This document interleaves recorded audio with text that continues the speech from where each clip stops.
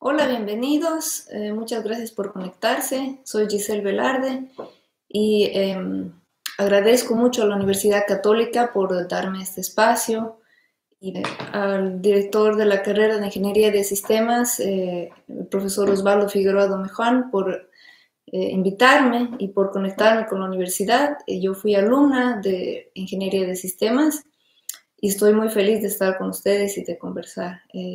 Y también a la Universidad Católica Boliviana San Pablo por conectarnos y poder conversar sobre este libro que he titulado Una estrategia 4.0 de inteligencia artificial en Bolivia. Bien, ¿qué les iba a contar? La presentación va a durar más o menos unos 30 minutos, después espero que tengamos varias preguntas que las voy a recibir por el chat y voy a tratar de responder a los comentarios, ¿no? Yo he escrito este libro y puede ser que está un poco sesgado, ¿no? Yo vivo hace muchos años ya en Alemania, también he estado viviendo en Dinamarca y es posible que mi visión de lo que está ocurriendo en Bolivia está un poco sesgada o no tengo acceso, pero yo sigo constantemente las noticias, tengo familia en Bolivia. Y bueno, he hecho una investigación que he tratado de recopilar todo lo que estaba disponible online, ¿no? Si es que ustedes tuvieran más información para hacer esta investigación más completa, entonces les pido por favor que me contacten. Ya les había comentado, yo me fui de Bolivia gracias a una beca del intercambio alemán en 2006 y en realidad yo me fui impulsada por mi tutor de tesis, que fue el ingeniero Roberto Carranza Estivariz, un excelente catedrático académico también de la Universidad Católica. Yo pasé con él la materia de inteligencia artificial, una introducción a las redes neuronales el año más o menos 2003.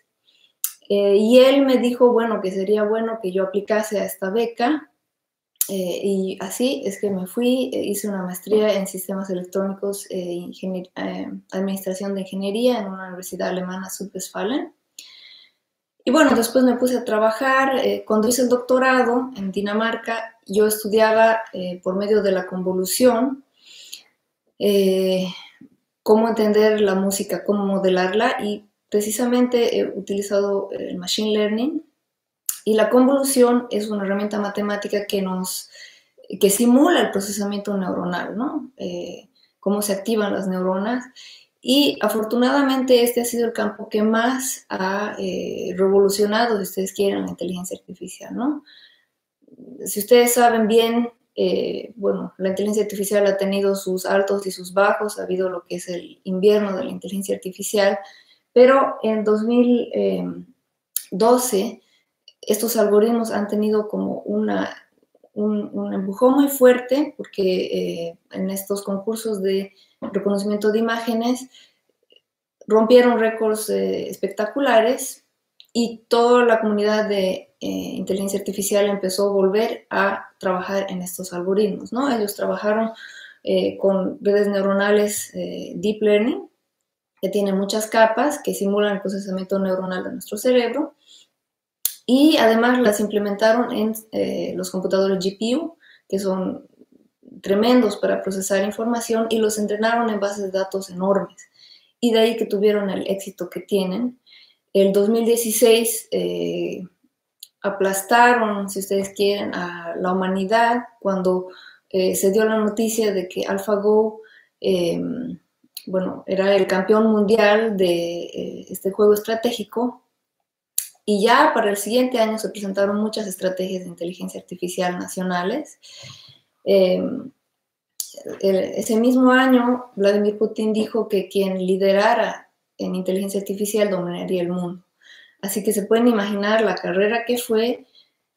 Y bueno, a partir del 2017 es que se han estado presentando estrategias de inteligencia artificial. El primer país que presentó fue Canadá, con 125 millones de dólares. Luego Japón, Singapur, China, los Emiratos Árabes Unidos, Finlandia, Taiwán, Dinamarca, Francia, etcétera, etcétera. Incluso México presentó un plan que precisamente le llamó cómo aprovechar la inteligencia artificial. También hay otros países de la región que están trabajando, por lo menos hasta la fecha de publicación de este libro, están desarrollando planes de inteligencia artificial nacionales, como por ejemplo Argentina, Chile, Uruguay, Brasil ha creado 8 laboratorios de inteligencia artificial, Colombia ha creado el Centro para la Cuarta Revolución Industrial, y así, ¿no? Cuando yo empecé esta investigación, realmente no había encontrado y no había visto ninguna política que estuviera explotando la inteligencia artificial a nivel nacional. Entonces decidí escribir este libro con toda la información que pude obtener de Internet.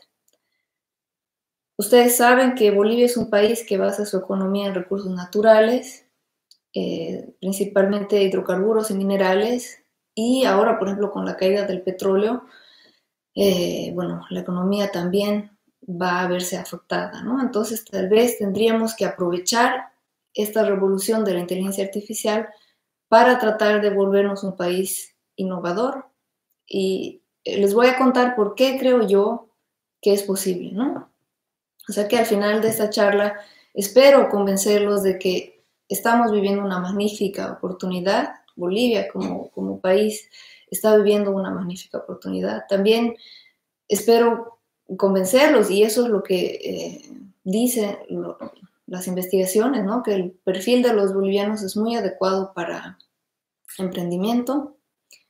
Espero que también vean que es una prioridad absoluta en muchos países, ¿no? Que están poniendo su inversión, su capital, su tiempo en estas estrategias porque ellos ven que va a haber grandes frutos. También el libro plantea algunos elementos, pilares de cómo se puede hacer esta estrategia en Bolivia, y contarles un poco de qué se trata el cataclismo digital que ha comenzado ya y que se predice que en los próximos 20 años tendrá su pico.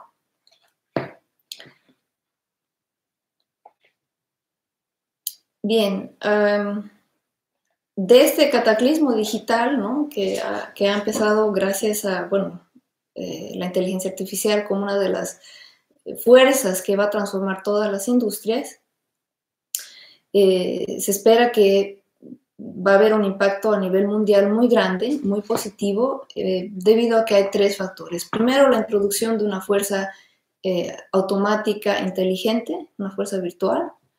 Es decir, muchas empresas ya no van a requerir de mano de obra, sino que van a poner robots en muchos casos. Por otro lado, los trabajadores van a ser un 40% más productivos, lo que quiere decir que si ellos requerían de un día para hacer un trabajo, van a requerir medio día o algo así, ¿no? Y la última razón por la que la inteligencia artificial va a traer un gran crecimiento económico es porque va a haber muchas invenciones, muchas innovaciones, y estas van a abrir también nuevos flujos de ingresos. Según lo que dicen las predicciones, es que para el 2030-2035 la inteligencia artificial podría aportar en 15.7 billones de dólares a la economía mundial. Entonces es una gran oportunidad para quienes puedan aprovechar. Y se ha visto en revoluciones industriales anteriores, los países que primero han adoptado, o las compañías que primero han adoptado estas nuevas tecnologías, son los que han podido tener grandes beneficios al final. Ahora, si hablamos de las oportunidades y las fortalezas de los bolivianos como tal, yo tenía la intuición de que Bolivia tiene una cultura de emprendimiento.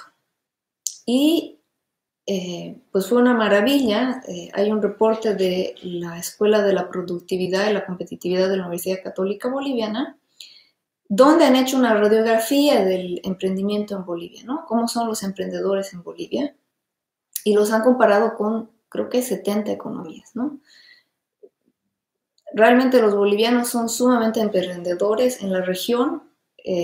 Ocupa el 3er lugar Bolivia, después de Ecuador y Perú, ¿no? Luego Bolivia tiene una demografía muy favorable, es un país joven, la media de edad es 24.6 años, lo cual quiere decir que la mitad de la población tiene menos de 24,6 y la otra mitad tiene más. Y la edad más activa de estos emprendedores es precisamente a partir de los 25 a los 34 años, ¿no? Por otro lado, otra oportunidad, otra ventaja es que los negocios basados en tecnologías digitales no requieren de una gran inversión para comenzar. Lo más importante la inversión más importante es en el capital humano, en el know-how de los expertos, y eso quiere decir que si se invierte en educación, se invierte para formar a la gente, entonces se va construyendo esta estrategia. Otra oportunidad es que la revolución industrial está en sus inicios y promete saltos rana, ¿no? Estamos comenzando, es una oportunidad de entrada, y se ha visto, por ejemplo, en Asia, que ellos, gracias a su economía y a los teléfonos celulares móviles que son baratos y que están totalmente conectados, además, bueno, tienen una población muy grande, ¿no?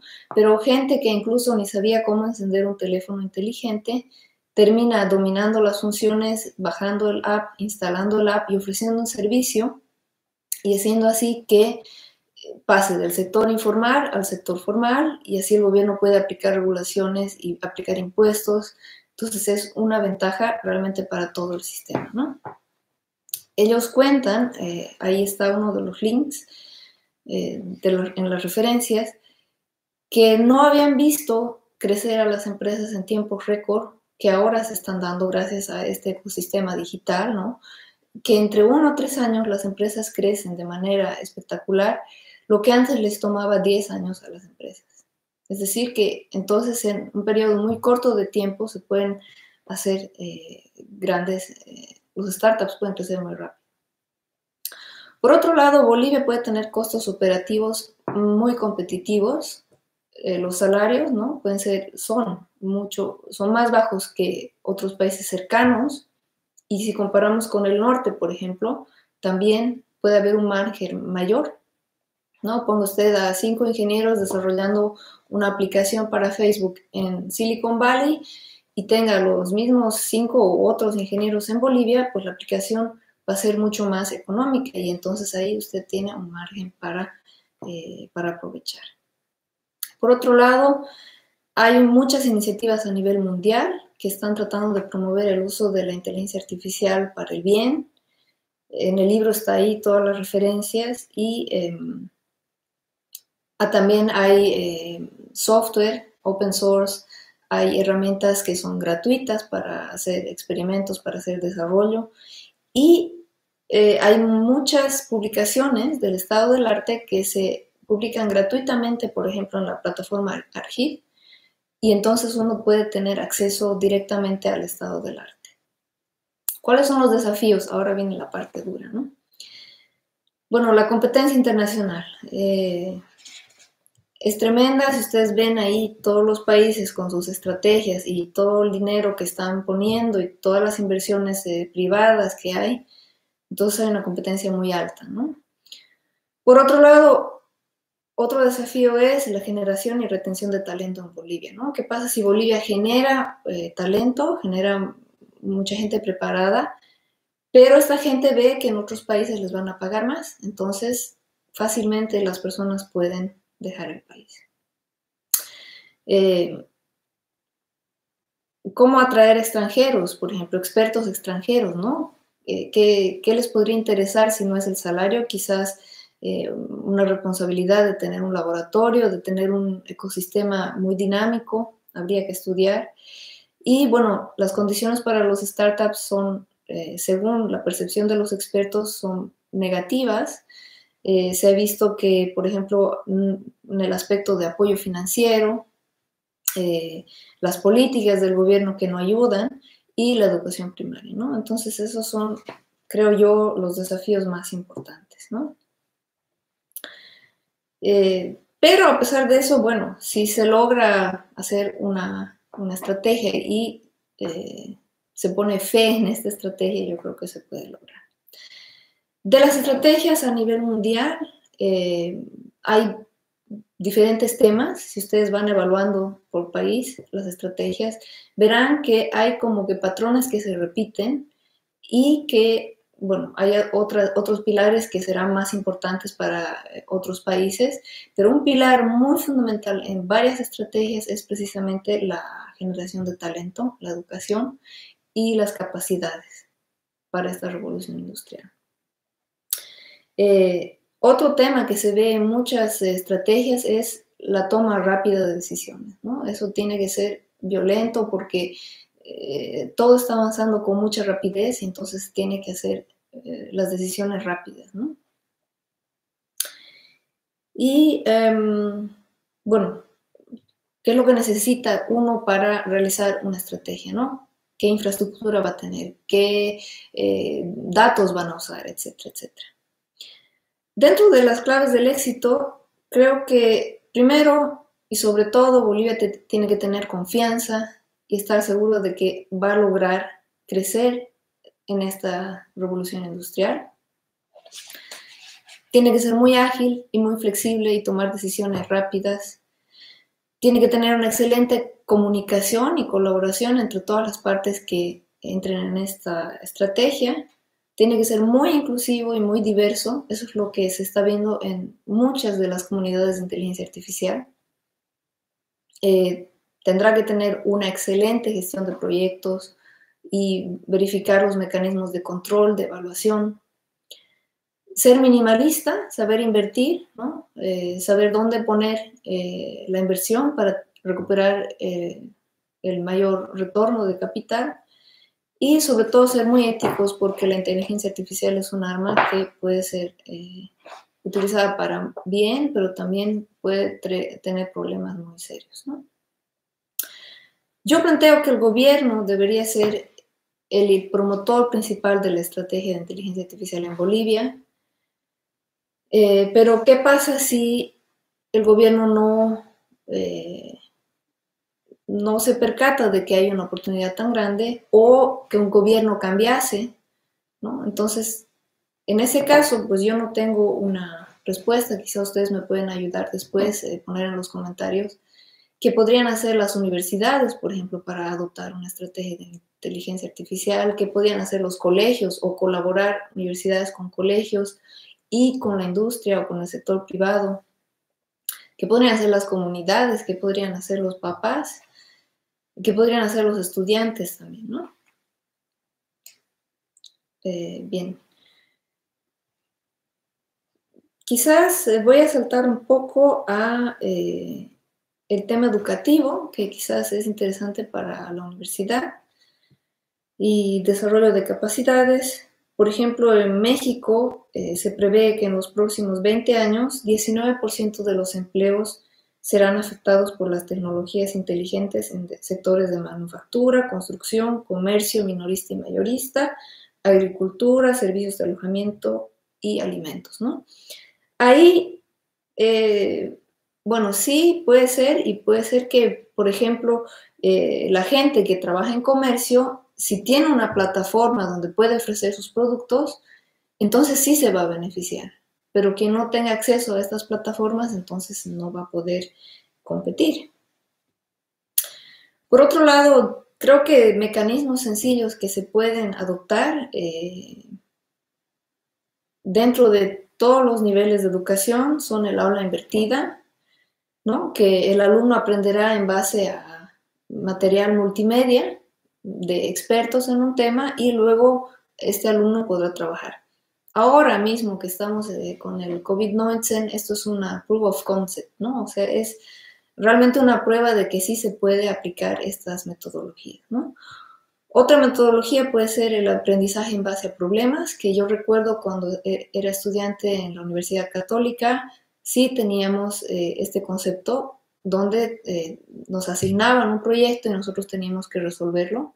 Tal vez habría que darle un seguimiento más constante durante el semestre de cómo los alumnos van avanzando en sus proyectos. Claro que yo he estudiado casi hace 20 años, así que probablemente muchas cosas han cambiado. Pero bueno, de lo que yo recuerdo, es una herramienta que se puede utilizar también en los colegios. En los colegios también se puede trabajar muy bien con esto. Actualización de contenidos, bueno, ahí uno de los temas fundamentales es el conocimiento del idioma inglés, porque la tecnología o los últimos avances se presentan en inglés. Todas las conferencias, todos los libros que salen últimos y las publicaciones están en inglés, así que desde el colegio, pasando por la universidad y la gente que trabaja en cualquier oficina tendrá que ponerse el día en el inglés. Por ejemplo, yo buscaba si ya este libro de Deep Learning está traducido en español y no hay, o sea, el libro está en inglés y no se puede encontrar. Lo mismo pasa con este otro libro de Machine Learning, que es muy bueno, Introducción a Machine Learning, y igualmente este libro solamente uno lo puede encontrar en inglés. Entonces los alumnos tienen que poder leer y entender y además programar, ¿no? O sea, leer y escribir, es decir, tratar de implementar lo que están leyendo. Bien. Por otro lado, probablemente ustedes ya lo saben, pero la mentalidad de crecimiento es una teoría que ha dado, que es una realidad, ¿no? Que ha dado resultados excelentes. En Chile se han hecho experimentos y se ha visto que los estudiantes que tienen una mentalidad de crecimiento aprenden mucho mejor que los estudiantes que tienen una mentalidad fija. Y esto no solo aplica en el sector de aprendizaje escolar o universitario, pero también empresarial. Que la gente no tenga miedo a equivocarse, que la gente no piense, bueno, yo no soy inteligente, entonces no puedo hacer. En realidad hay un dicho bien antiguo que dice, la práctica hace al maestro, ¿verdad? Y es lo mismo con la inteligencia, o sea, si uno trabaja, si uno estudia, si uno no tiene miedo a equivocarse, entonces va a adquirir esa mentalidad de crecimiento. Por otro lado, la meditación de atención plena, que tiene excelentes resultados para bajar el estrés, y en las empresas, ¿no? Se están haciendo programas de meditación de atención plena, cosa que los estudiantes pueden aprender y pueden aplicar en su vida diaria, ¿no? Ok. En cuanto a la universidad, yo he revisado el pensum de 12 universidades, ustedes van a poder ver eso en el libro. Lastimosamente no tenía acceso a cuáles eran esas 27 universidades que ofrecen una carrera relacionada, pero yo he tomado las universidades estatales más 3 universidades privadas y solamente una carrera por universidad. Y el pensum de ingeniería de sistemas casi no ha cambiado mucho de cuando yo estudié, que es una cosa buena porque da continuidad al estudiante, probablemente los contenidos se han actualizado, ¿no? Pero bueno, los estudiantes de ingeniería en Bolivia están muy bien preparados, eso hay que resaltarlo, ¿no? O sea, todas las materias que se llevan, ¿no? ¿Dónde tengo eso? Bueno, no sé dónde está, pero cálculos, estadística, probabilidad, optimización, bases de datos, todas esas materias que son, digamos, preparatorias para inteligencia artificial y también están en los pensums inteligencia artificial, robótica. En algunas universidades he visto que les dan también emprendimiento, eh, es decir, los estudiantes están muy bien preparados, ¿no? Tal vez sea necesario reforzar con algunas materias más, por ejemplo, Deep Learning, ¿no? Machine Learning, que no sea solamente una materia de inteligencia artificial, pero 2 o 3 semestres. Y lo que yo veo es que, bueno, la licenciatura es un modelo de estudios que más o menos dura 5 años, ¿no? O 9 semestres o 10 semestres. En Europa, el 2002, las universidades o los estados han decidido que van a adoptar el modelo Bachelor-Master. Y el modelo Bachelor-Master es más o menos 3 años para Bachelor y 2 años para Master. Si usted cuenta el número de años que un estudiante boliviano estudia en la licenciatura, son 5 años, y cuando quiere convalidar su título, por ejemplo, para hacer un doctorado, le van a pedir la maestría, porque no conocen lo que es la licenciatura. Entonces los estudiantes bolivianos están ahí en una desventaja en cuanto, por ejemplo, a los estudiantes europeos. Eso habría que revisar y ver si valdría la pena adoptar un modelo de estudios bachelor-máster igual para ayudar a los estudiantes. Y, por ejemplo, en el tema de hacer un doctorado, en los países nórdicos se utiliza un incentivo de penalización o premio al departamento que ofrece el doctorado al estudiante para que éste termine su doctorado en un tiempo, por ejemplo, de 3 años, ¿no? Si el alumno termina su doctorado en esos 3 años, pues el departamento recibe un premio, un dinero, o si en algunos casos el departamento recibe una multa si es que el alumno termina. Así que ahí está el profesor detrás del alumno y el alumno también para terminar su doctorado, ¿no? Es una forma de controlar de que los alumnos no se queden miles de años estudiando, ¿no? Y por otro lado, yo no sé si esto se aplica en las universidades, por lo menos en los pensums que yo he revisado no he podido ver, pero ahora está muy de moda que las universidades tienen estos programas incubadora, ¿no? Donde se reúnen a los estudiantes y se les enseña un poco de lo que es un business plan, un modelo de negocios, también se les da asesoramiento legal si es lo que ellos necesitan, y se trata de que ellos hagan un emprendimiento, ¿no? Yo planteo, por ejemplo, un modelo que no lo van a ver bien aquí, pero cuando tengan el libro pueden ver que más o menos un tercio de los estudiantes deberían saber de inteligencia artificial o de carreras afines, un tercio debería ser de negocios y un tercio sería el estudiante comodín, es decir, de todas las demás carreras, ¿no? ¿Por qué? ¿Qué es lo que pasa?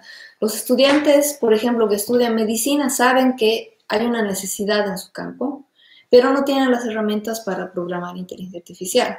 Los estudiantes de inteligencia artificial saben de los algoritmos, saben de los modelos, pero no saben de los problemas reales que tienen los médicos. Y por otro lado, el estudiante de negocios sabe cómo vender. Entonces necesita un grupo interdisciplinario que va a poder sacar un producto desde la universidad. Y en ese caso, la universidad tendrá que ayudar a los estudiantes y enseñarles qué es propiedad intelectual, enseñarles, por ejemplo, cómo van a hacer una sociedad para que no se peleen o para que no haya un alumno que se quede con toda la innovación al final porque no se han repartido bien en un comienzo, ¿no? Todo eso tienen que considerar los alumnos una vez que entren en estos programas incubadores. Esto puede ser una opción alternativa, por ejemplo, a las pasantías, ¿no? Yo recuerdo cuando estudiaba en la universidad tenía en la biblioteca unas salas donde nosotros íbamos a estudiar y también habían unas salas dedicadas para estudio. O sea que las universidades también pueden ofrecer un espacio donde los estudiantes no solamente estudien para aprobar las materias de la universidad, pero que ellos desarrollen su propia innovación, ¿no? Bien, no sé cuánto tiempo más tenemos. Ya yo creo que estamos sobre la hora.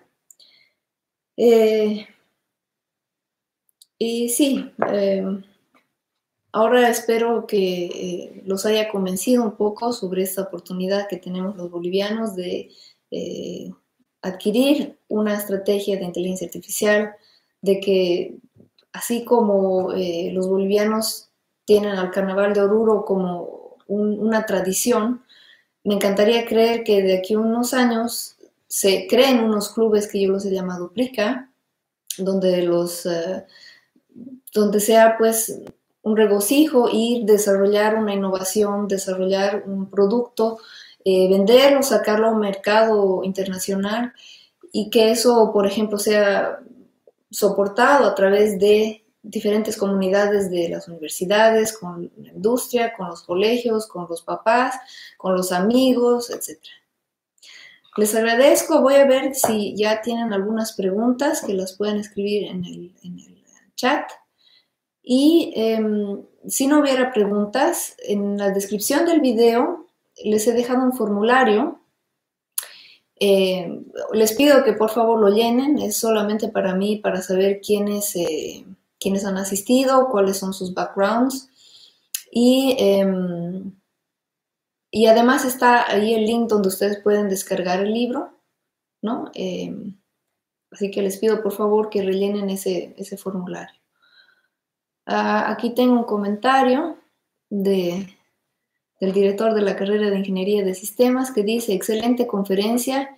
¿En qué áreas usted considera aplicaciones de inteligencia artificial en Bolivia? ¿En qué áreas? Bueno, hay que estudiar bien, yo creo, pero las aplicaciones son infinitas. Yo creo que en Bolivia vendría bien quizás en el tema de salud, que por lo que yo escucho y en todas las instituciones, ¿no? Sería tal vez un tema en institución en general en Bolivia, ¿no? Para acelerar todos esos procesos burocráticos o para borrarlos del mapa, ¿no? Borrar todos los obstáculos. Yo escucho que para ir a la caja uno tiene que dormir para sacar una ficha, ¿no? Siendo que, bueno, tendríamos que apretar un botón y decir necesito una ficha para el miércoles y te dicen a qué hora puede no venir y además le dicen más o menos va a esperar 20 minutos, ¿no? Y no tiene que ir a dormir. Yo creo que también el gobierno tiene que ver el tema de las comunicaciones y las telecomunicaciones. Según lo que yo sé, Bolivia tiene uno de los internets más caros del mundo y esto es obviamente una traba para Bolivia, ¿no? Entonces habría que ver, bueno, el tema de institucionalidad, ¿no? El tema de educación, quizás, bueno, hay muchos apps ahora para aprender, si eso es lo correcto o no, no lo sé. También, por ejemplo, cómo ayudar a las e-commerce en Bolivia, ¿no? Ahí, por ejemplo, el gobierno tendrá que ver cómo ayudar a los emprendedores a que en 2 horas tengan su negocio, ¿no? Que no tengan que pasar 3 meses y pagar aquí 1.000 bolivianos y aquí 2.000 y al tramitador y no está su trámite, traigan un folder amarillo. Entonces ahí tendría que el gobierno, por ejemplo, bueno, yo he vivido en Dinamarca casi 5 años, ¿no?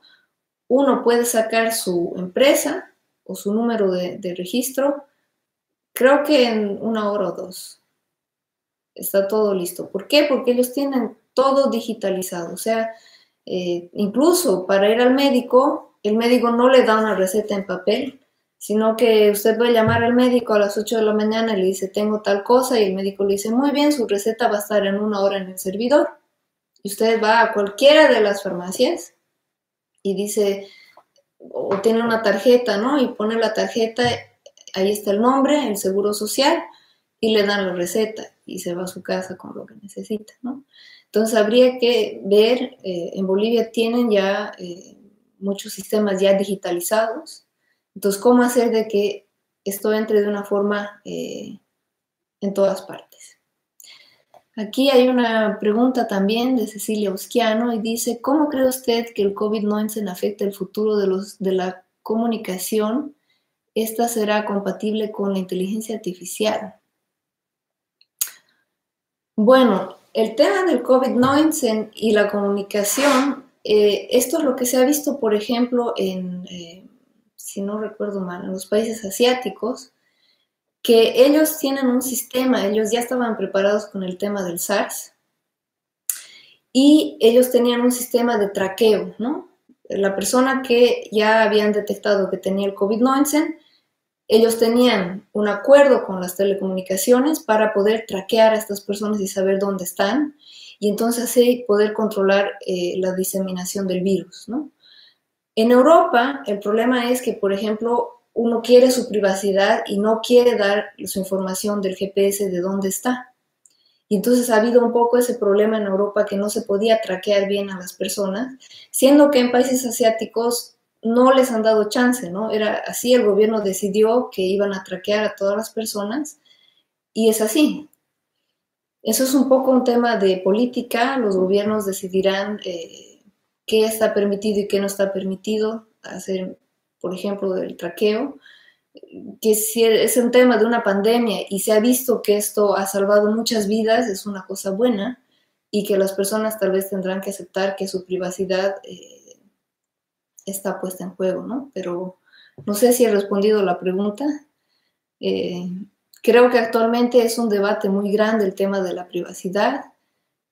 A mí, por ejemplo, me impresiona que se regala mucha la información a las empresas grandes, ¿no? Que viven de nuestra información. Actualmente el oro es la información, porque la información son personas y estas personas regalan la información a Facebook, a YouTube, a Google, pero uno está, como se dice, entre la cruz y la espada, ¿no? Porque le ofrecen un buen servicio y a cambio uno está dando su información, ¿no? Y entonces, ¿cómo se protege eso? Todavía no hay, creo, en algunos países hay leyes más abiertas, como me parece en los Estados Unidos, y en Europa, por ejemplo. Así que, bueno, es un tema muy complejo. Yo creo que la inteligencia artificial y esta revolución tiene más preguntas que respuestas, ¿no? En cuanto al tema de temas éticos, de cómo se van a manejar algunos problemas. A ver si no hay otra pregunta, si todo ha quedado claro. No se olviden, por favor, de rellenar el formulario y si ustedes tienen algún comentario sobre el libro, pues me va a encantar saberlo. Aquí hay otra pregunta de Diego Gabriel Segurondo Cabrera que dice, ¿qué opina de la falta de apoyo y patrocinio a startups que quieran aplicar nuevas tecnologías como la inteligencia artificial, por ejemplo, ofertar productos farmacéuticos al cliente según compras, etcétera? Sí, tal vez no he sido muy clara, pero en el libro uno de los pilares fundamentales es que el gobierno tiene que derribar todos los obstáculos y apoyar fuertemente a los emprendedores porque, según pienso yo, los emprendedores son el futuro para que Bolivia se convierta en un país que base sus recursos o que se base en innovación, ¿no? Entonces el gobierno tiene que darle las puertas abiertas y derribar todas las trabas que tengan los emprendedores. En el tema de productos farmacéuticos, yo recuerdo que había un problema en que hay productos farmacéuticos que no son legales o, bueno, no sé el término médico, como se dice, que no son aprobados y que están en el mercado, ¿no? Y entonces más bien lo que se quiere es que la inteligencia artificial detecte cuáles son esos productos que son falsificados, que se ven muy iguales a los productos originales, y cómo más bien la inteligencia artificial puede hacer para detectarlos, ¿no? Entonces ahí más bien creo que estoy diciendo el problema inverso, ¿no? Porque aquí uno quisiera poder ofrecer un producto y sería maravilloso que tengamos, por ejemplo, una especie de Amazon boliviano que ofrezca pues un e-commerce a toda Latinoamérica y a Estados Unidos también. Sería una gran, gran maravilla, ¿no? Ahí tendría pues el gobierno que ver, bueno, cómo se apoya a los emprendedores, cómo se le da la infraestructura física que van a necesitar y todas las leyes que les permitan trabajar. Y bueno, ahí van a haber muchas aplicaciones, ¿no? Espero haber respondido a la pregunta. Aquí hay otra pregunta, dice, con la perspectiva de que ahora se flexibiliza con la perspectiva de que ahora se flexibiliza y la mayoría trabaja remotamente y la información de data no puede dejarse del todo a la inteligencia artificial. Sí. Obviamente la inteligencia artificial es una herramienta, ¿no? Y además requiere de muchos controles, ¿no? Los ingenieros tendrán que hacer auditorías, ¿no? Para ver si realmente los algoritmos que están implementando son los correctos o no. El trabajo remoto probablemente va a traer muchos cambios positivos en cuanto al tema, por ejemplo, de contaminación ambiental. Y bueno, va a haber quizás muchas ventajas de trabajar remotamente, pero creo que la inteligencia artificial no es mágica, ¿no? Es una herramienta a la que hay que ponerle auditorías, hay que revisarla continuamente, ver si los resultados que uno está prometiendo son realmente verdaderos o no, porque ustedes saben, ¿no? Entrenamiento, testeo, bueno, tenemos unos datos, más o menos nuestro modelo va a funcionar así. Cuando uno lo lanza a vivo, se ve otros resultados. ¿Por qué? Tiene uno siempre que estar constantemente evaluando lo que se dice en entrenamiento y en prueba y lo que está afuera, ¿no? Trabajando afuera. Tenemos aquí unos saludos de Irina. Tenemos aquí de Elba Soto, muy buena presentación. Gracias, muy interesante. Gracias por sus respuestas y excelente presentación. Felicidades. Bueno, muchas gracias. Me parece que si hubiera más preguntas, voy a responderlas con mucho gusto offline.